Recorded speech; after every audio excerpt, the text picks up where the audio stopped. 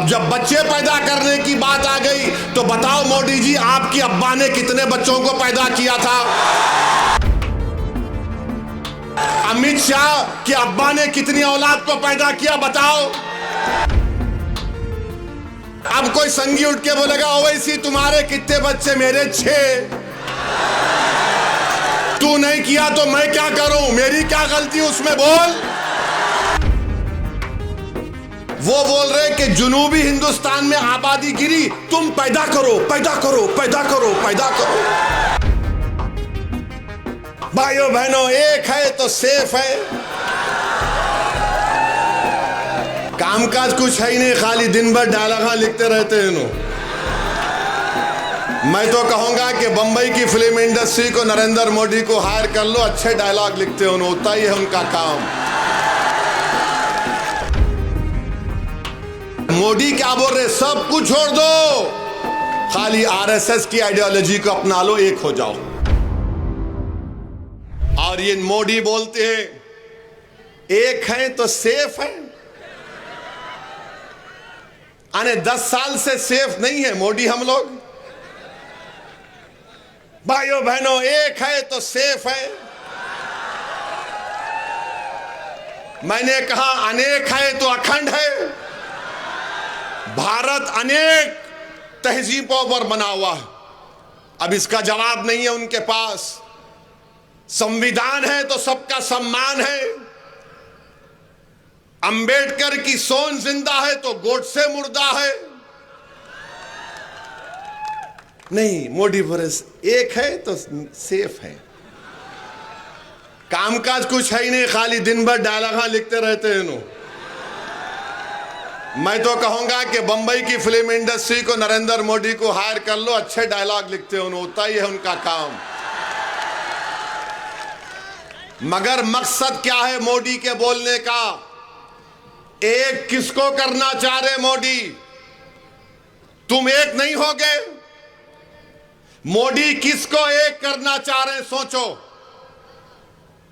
किसको मोदी एक करना चाह रहे हैं? क्या मोदी देश को एक करना चाह रहे? नहीं।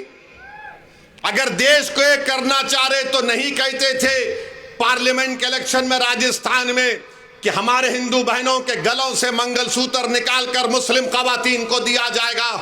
अगर देश को एक करना चाहते थे मोदी तो ये नहीं बोलते थे कि सिर्फ मुस्लिम खवातीन बच्चे पैदा कर रही हैं। अब जब बच्चे पैदा करने की बात आ गई तो बताओ मोदी जी, आपकी अब्बा ने कितने बच्चों को पैदा किया था? अमित शाह के अब्बा ने कितनी औलाद को पैदा किया, बताओ। अब कोई संगी उठ के बोलेगा ओवैसी तुम्हारे कितने बच्चे? मेरे 6।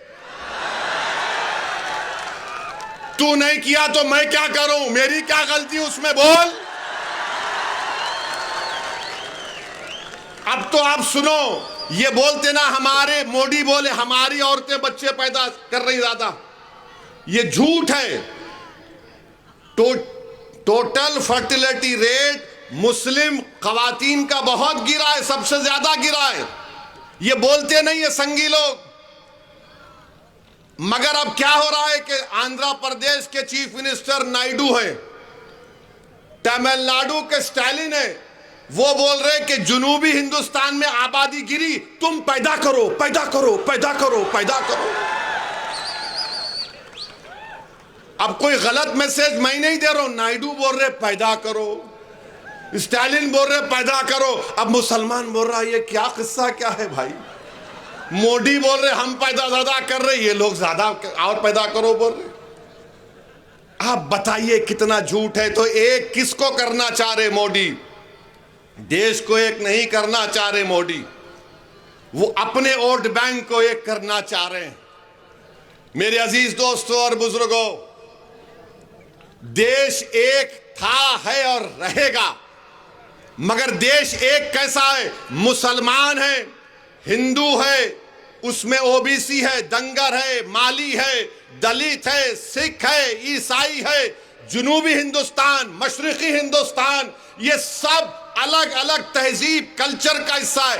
ये मिलकर एक होता। मगर मोदी क्या बोल रहे? सब कुछ छोड़ दो, खाली आरएसएस की आइडियोलॉजी को अपना लो, एक हो जाओ।